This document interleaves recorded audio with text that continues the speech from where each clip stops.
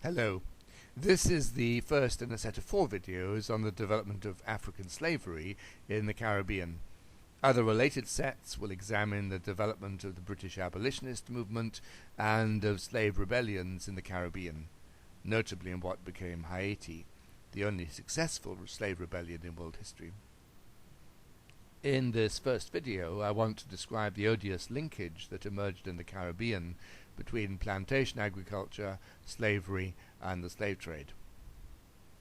The Europeans who came to the Americas from the 15th century onwards wanted their colonies to provide them with wealth, whether in the form of precious metals, timber, or agricultural products.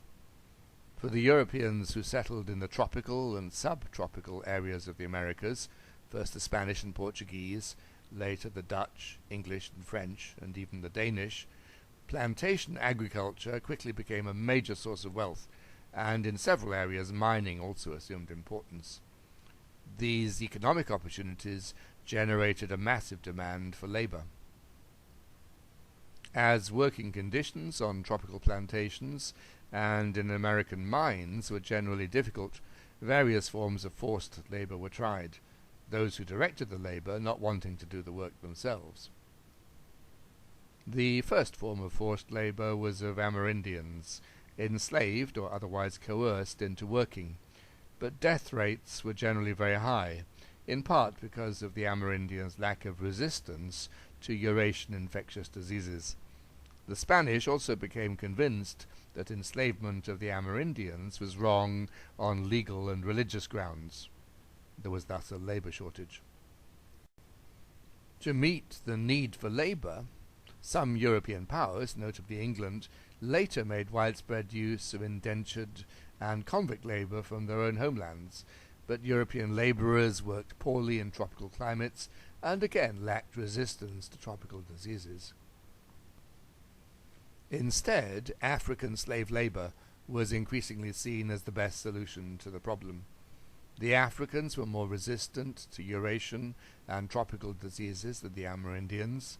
They were believed by the Europeans to be better workers than the Amerindians, and so to be naturally suited to their role, and they could be utilized without moral qualm on the basis of the peculiar argument that they had been purchased as slaves from someone else rather than directly enslaved by their European masters.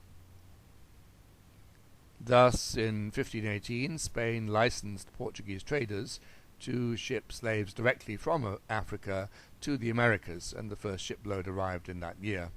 All European powers with economic interests in the Americas subsequently resorted to using slave labor.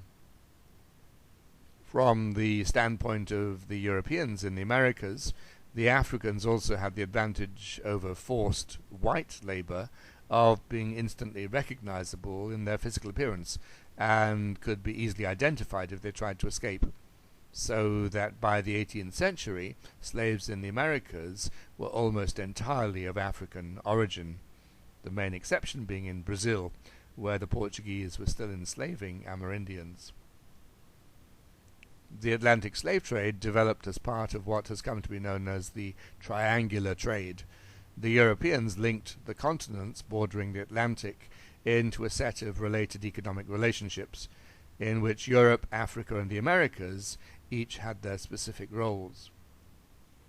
Although in practice far more complicated, the basic triangle, as portrayed in many high school history textbooks, was for European ships first to take manufactured goods from Europe to Africa, for example cloth, firearms, metal goods, and then slaves from Africa to the Americas, and finally, to complete the triangle, raw or partly processed materials from the Americas to Europe, for example lumber, rice, tobacco, indigo, sugar. The round-trip voyages between each of these 3 continents in turn became known as the triangular trade, Europe to Africa, to the Americas, to Europe. The basic pattern was determined by a combination of economic and geographical factors. Firstly, the desire for profitable trade. Then, as now, merchants wanted to make profits, but profits vary with the trade goods being transported. Merchants want to handle trade goods that they can sell for a profit. Profits also vary with the speed and cost of various possible trade routes, and on long sea voyages, whether or not a marketable product can be transported on each leg of the journey is really important.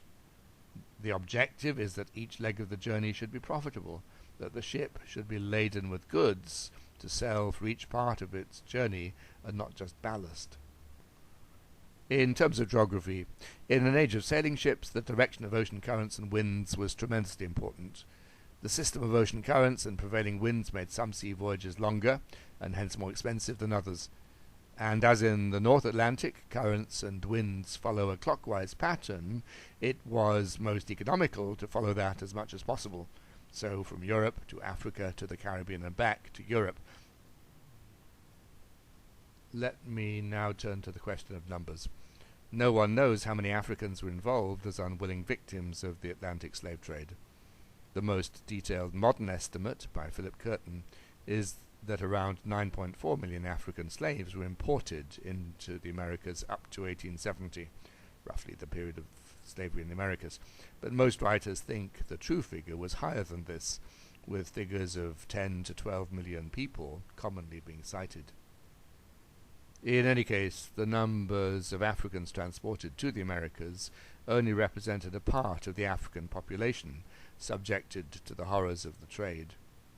Again, it is impossible to say with any certainty, and estimates vary, but in addition to those transported, it seems that many millions more died in the successive stages of capturing the slaves in Africa, transporting them sometimes hundreds of miles to the coast, and then loading them onto the ships and transporting them across the ocean.